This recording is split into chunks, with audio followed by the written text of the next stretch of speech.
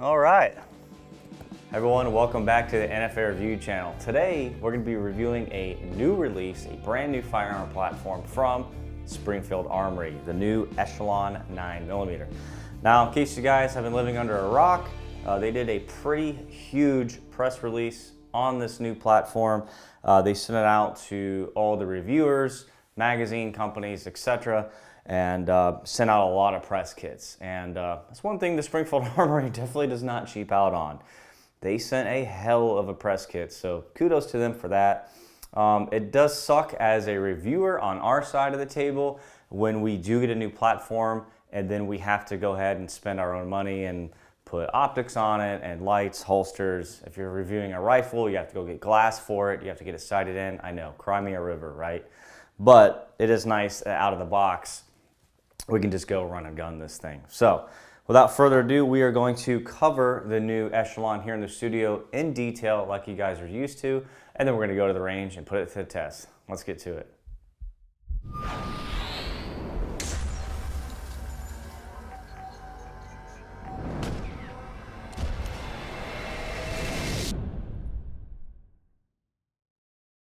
All right, now as I stated earlier, it did come in a pretty cool press kit.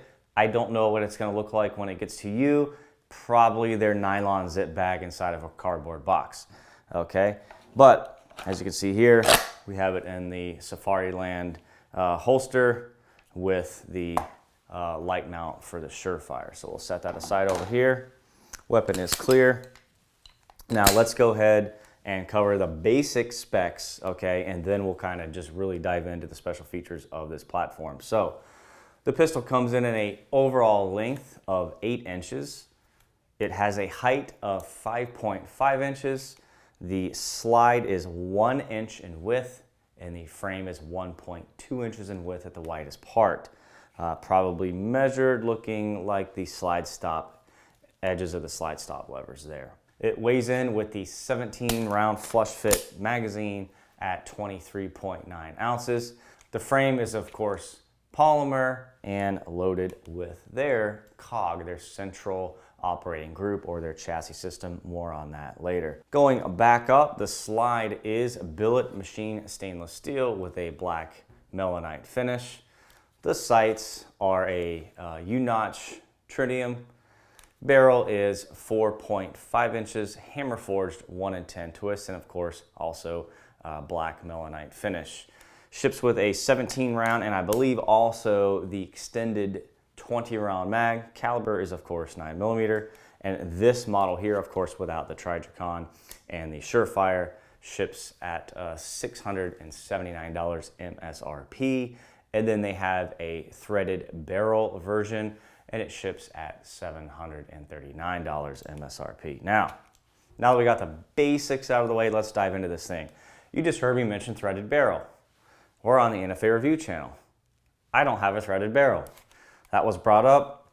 They weren't quite ready yet and they wanted to get all these out to everybody, so here we are. I was told they would ship a threaded barrel out when they were ready, so I guess I'll be using this as a suppressor host down the road, but unfortunately today we will not be shooting it suppressed. So threaded barrel out of the way. Now, let's just start from the top to bottom. We're gonna start up on the slide. Take a really nice close look at it. I'll swap out my lenses here, get some really tight micro shots for you. So slide. First thing you'll notice when you pull it out of the box is the milling here at the front and the rear. So the front has this really neat little ramp almost that's really good and intuitive for press checking. So you can come up, you can press check it from the top, you can press check it from the side. It just gives a nice little ear there, right, for you to grab onto.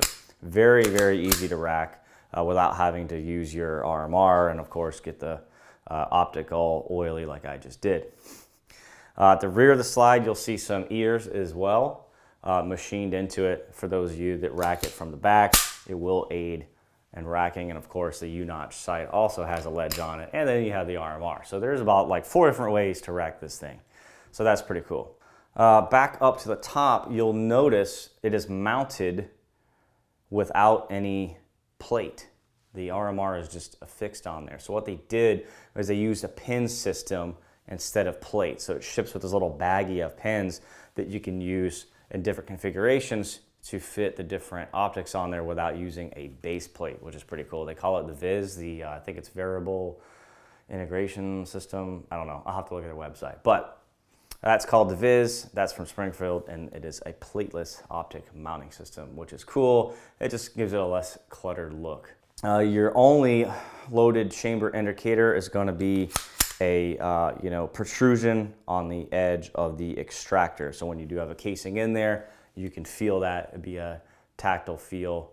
In the dark, you'll be able to feel that that little bump is raised past the profile of the slide without having to actually lay eyes on it. So that's pretty neat. There's no hole on top or anything like that. While we're on the slide, let's go back to the sights. Again, U-notch rear. I believe they're also going to offer a 3-dot version SKU number. This one ships with the U-notch. Again, they send these out to us. I got a very vague email 2 weeks ago saying, hey, we're sending you a new gun. No, you can't know anything about it. You'll see it when you get it. So I didn't know anything about this till like a week and a half ago. So I did not get any say in what they send or sight configuration or anything, but I lucked out because I love U-notch rear sights. For me, they're very easy to pick up very fast. And it does have a high-vis neon green-ish, yellowish front sight. And I'll show you a close-up here. Even the front sights are machined really cool to kind of like match the profile of the slide design. I don't know if they ship like that normally. I assume these are like Tragicon sights. There's no branding on them, but definitely works. Which leads me to my next topic of the overall looks. I gotta tell you, at first glance, when I first pulled it out of the box, I didn't like it.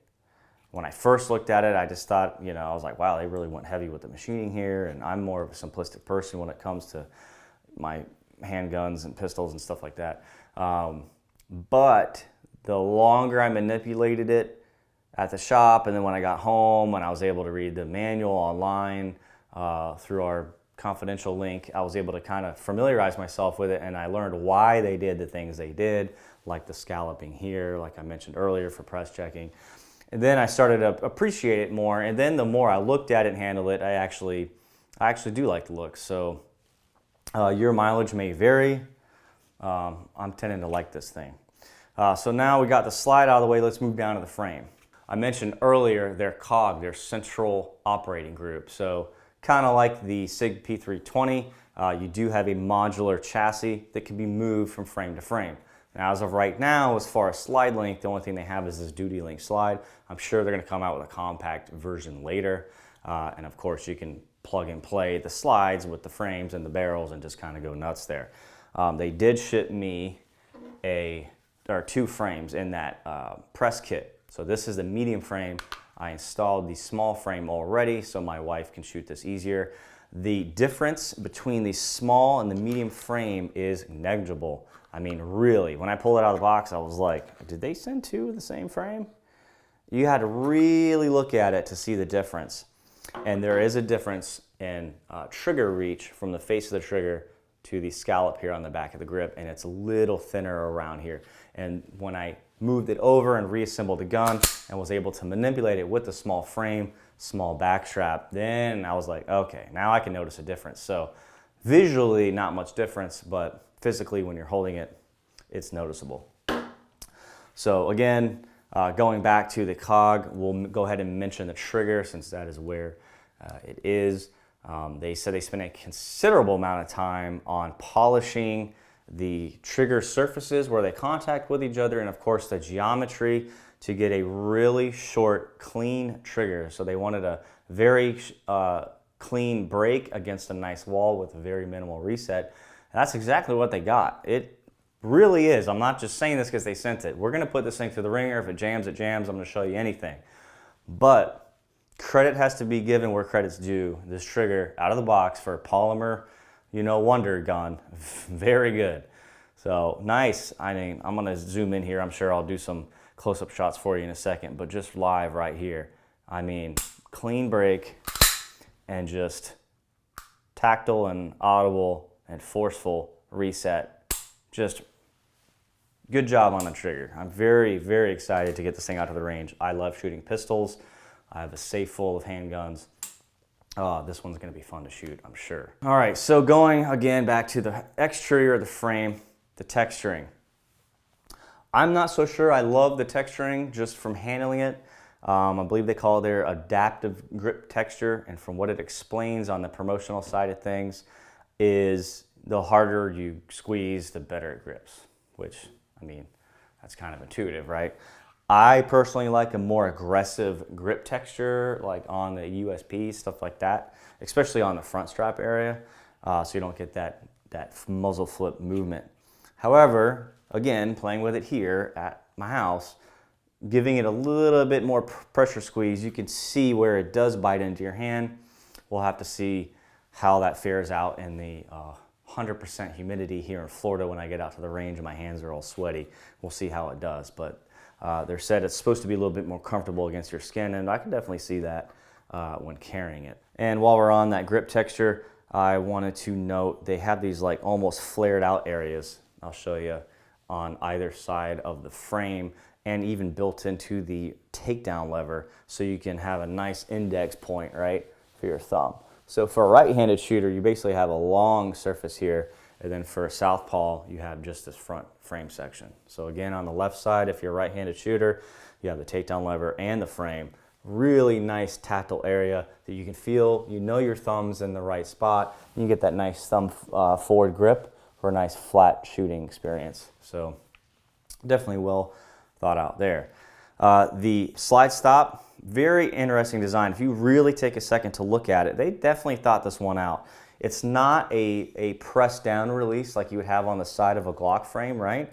It's more of a flat shelf that you pull downwards on, okay? So it's very easy to manipulate by just pushing your thumb downwards, not into the firearm. And they even cut a little recess underneath in a V shape so you can push up underneath it and manipulate the slide open without a magazine in it. So very well thought out, ambidextrous, and going back to that, the magazine release is as well, and you don't have to screw around with flipping the mag catch around. It will come out either side. So if you're used to HK paddle releases, you can bring your middle finger down and activate the mag release, or you can use your thumb as well. So that's pretty cool. Actually, that's pretty dope. I love that. Going back to the frame design, huge undercut here, and it really puts this thing down low in your grip when you're shooting. And of course you have another scallop here for your weak hand to really come up high and really grip the bottom of the trigger guard. Okay, while we're on the trigger guard, nice wide area here. If you're using gloved fingers shooting in winter, we don't have that problem here in Florida. But like I said, they really thought this thing out. I mean, super high undercut.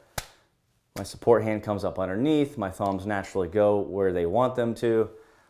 I have to, you know, assume this thing's gonna shoot pretty flat. And I think that pretty much covers it. I tried to get through it as fast as I can here in the studio.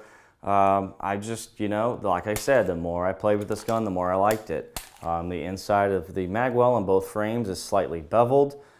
Didn't have any problem while practicing reloads to drive that magazine home.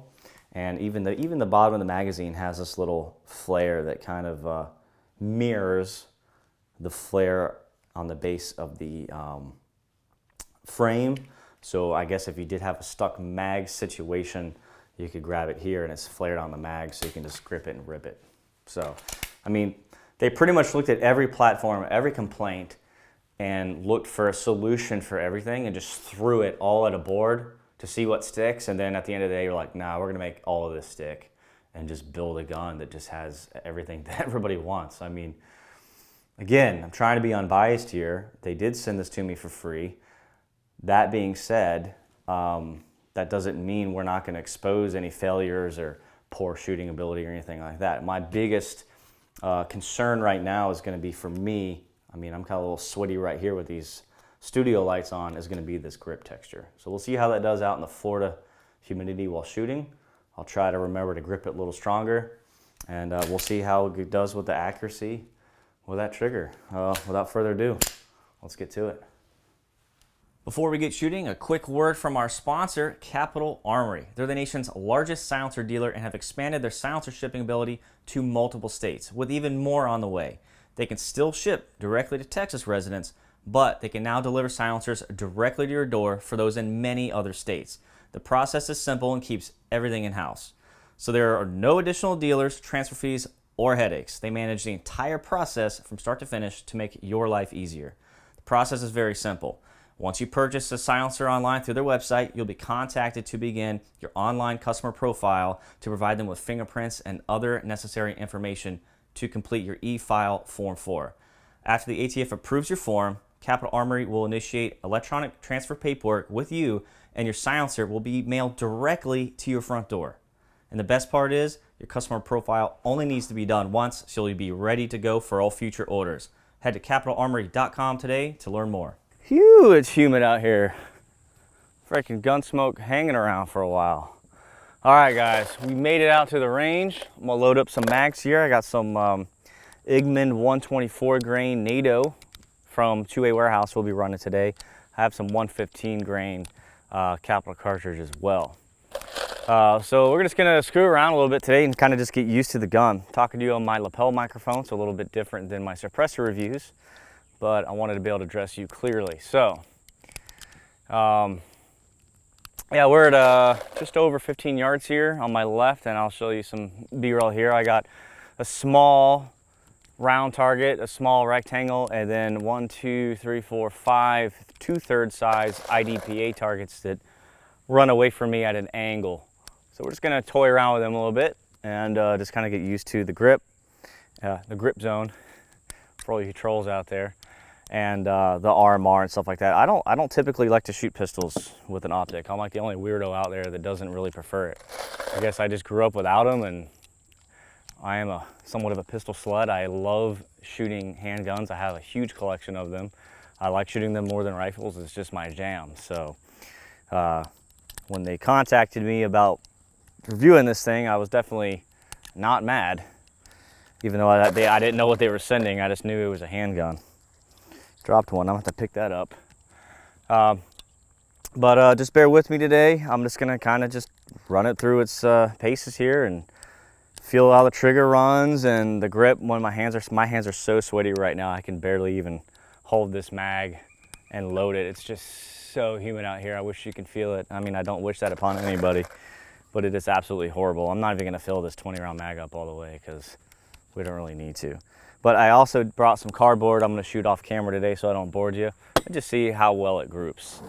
Well, let's go ahead and just see how it does. I turned the power up on the RMR. The opening scene you watched, it was just on the lowest setting, so it's a little hard to pick up in that direct sunlight. I do love that little recess there. That's cool. So, small round target, hit, rectangle, all right. Okay.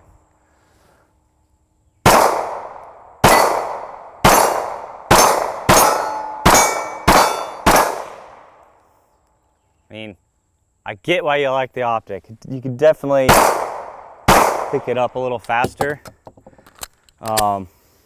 Especially, I mean, that target's small.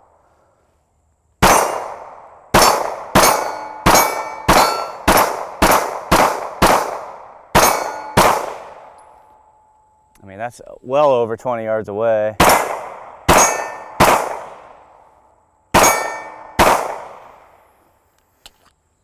Trigger's great. More on that in a second. Let me reload. Okay, going back to the trigger. That's probably one of the most noticeable things about this platform, okay, that I want you guys at home to really take note of. It's really well done for a stock trigger. I don't, outside of everybody that has to aftermarket accessorize all their Glocks and everything, besides that crowd that just has to modify everything, I don't see a lot of you guys modifying these at all.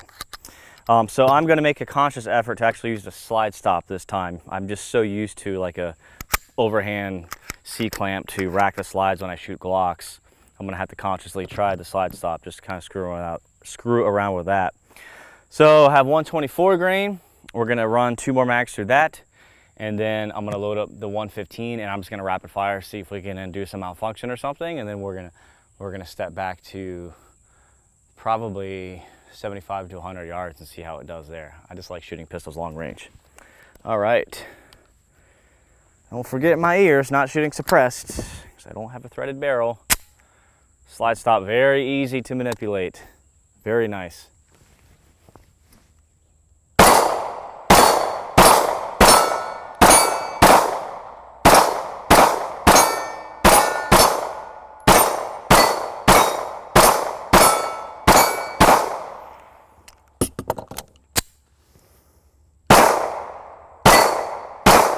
No.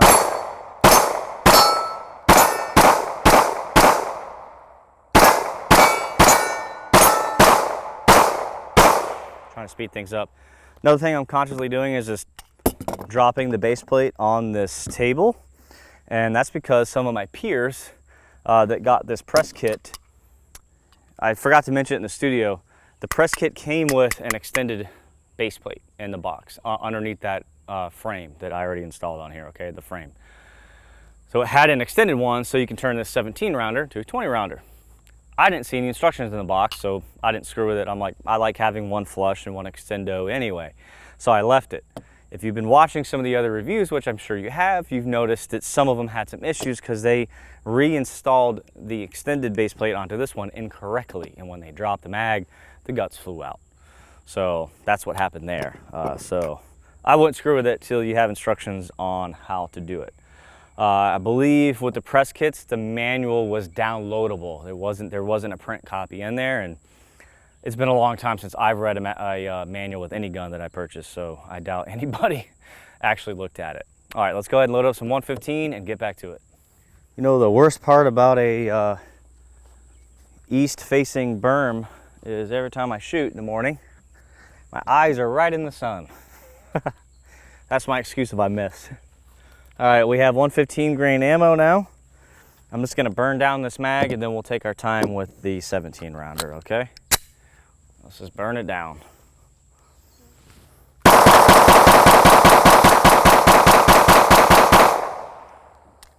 Okay.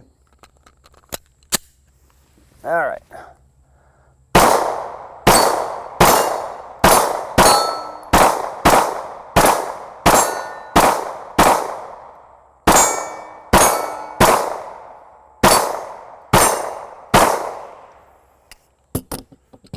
Not bad. Let's back it up. All right, we're backing this way up. You guys should be able to hear me just fine. My lapel mic has a good half-mile range. So we're at about 80-ish yards or so. So this should be interesting. Put my ears on before I forget. I'm shooting the 115 grain ammo again. We'll see how this does. All right, let's see if I can get a first round hit. That'd be great.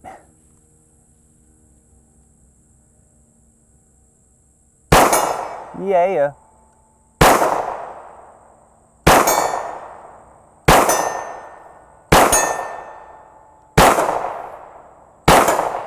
I'm using a third point of contact, by the way. My belly. I'm cheating.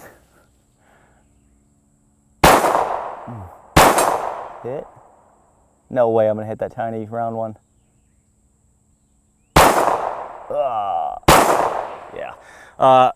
Something to note. From my little stunt I pulled earlier, rapid firing this thing, this slide is on fire. So when my offhand thumb is on that takedown ramp and that forward ramp there for the index point, it's burning pretty bad. So you're gonna wanna practice shooting with gloves on these. I meant to grab them out of my range bag. I'm gonna go grab them after this mag. But damn. I'm switching targets too. Missed. All right, let me go get gloves. Oh yeah, no pain. Let's see what we got. First round hit again, let's go. You fucker.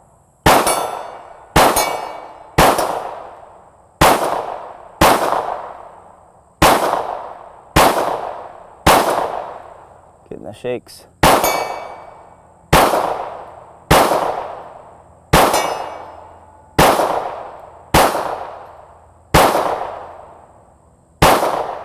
Getting shaky there at the end.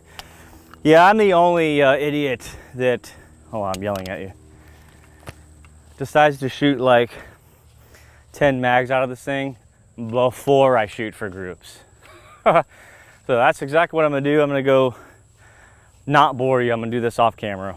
We'll shoot some groups and then we'll wrap it up. Fun. I just got done running around like an idiot having fun. So I just shot about another 10 mags or so off camera, drawing from the holster and just running the gun and steel, just having a good time. Don't tell my wife that I actually came out here to work and had fun today. But yeah, no, we run, I mean, man, 20 mags, you guys do the math on that, topped off on most of them, minus my groupings. I'll go ahead and show you those. I shot the first group with the red dot at 15 yards and wasn't happy with it. Shot a second group with the iron sights and it was hitting the steel behind the cardboard. I just put that cardboard on top of the steel, so it splattered and ruined everything. And then I fired a third and final group with iron sights, supported, and I was much happier with that one. So I'm sure I could do better had I not shot 200 rounds before attempting that, but I digress. I'm sure the gun shoots better than I can. 0 malfunctions. We shot 115 grain new ammo from Capital Cartridge and the 124 grain NATO, who makes that? From Igman. Very good stuff, by the way. Sealed primer, everything. Great stuff. I have a crap ton at the house. So it shot that fine. No malfunctions. Just my own notes with my own hand. This frame was a little small for me without the gloves, because I remember I set it up with the small frame with the small backstrap, so my trigger finger wanted to reach a little too far forward. I had to correct it back to activate the pad, right? So I'm probably going to either throw on the medium backstrap or whatever size is up from this one, or just shoot with gloves always. Which leads me to my next topic, the grip texture that I mentioned in the studio. You know, I didn't really notice it loosening that much in my hand, honestly. I wasn't squeezing harder than I normally would to shoot.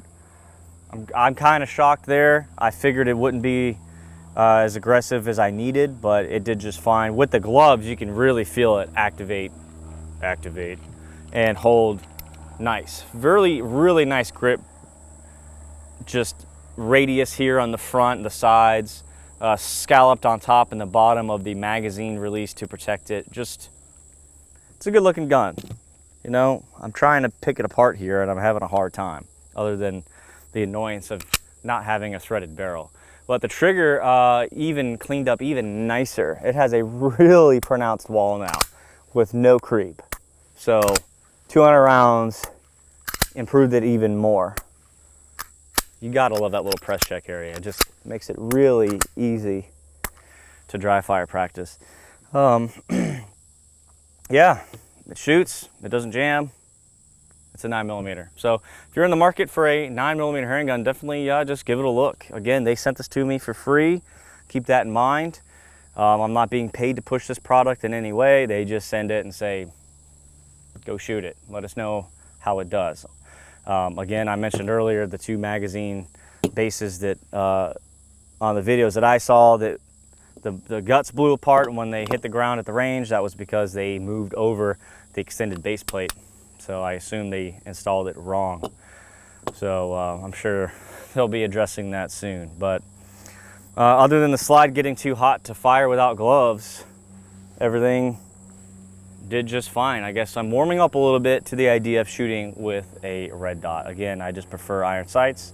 But the stunts I was pulling off camera, just running and gunning around the range, it was really easy to pick up this red against the white painted targets. So I'm gonna have to revisit that at a later date. So hope you guys enjoyed the video. We have a lot more reviews coming. Unfortunately, Springfield Armory did not want to come out to Suppress Fest, so oh well for them. We have plenty of other awesome companies coming out there to display their firearms and suppressors for you guys to use this November. If you haven't bought tickets yet, they are almost sold out. Head to suppressfest.com. You'll see all the info, and tickets are for sale at the bottom. See you guys next week.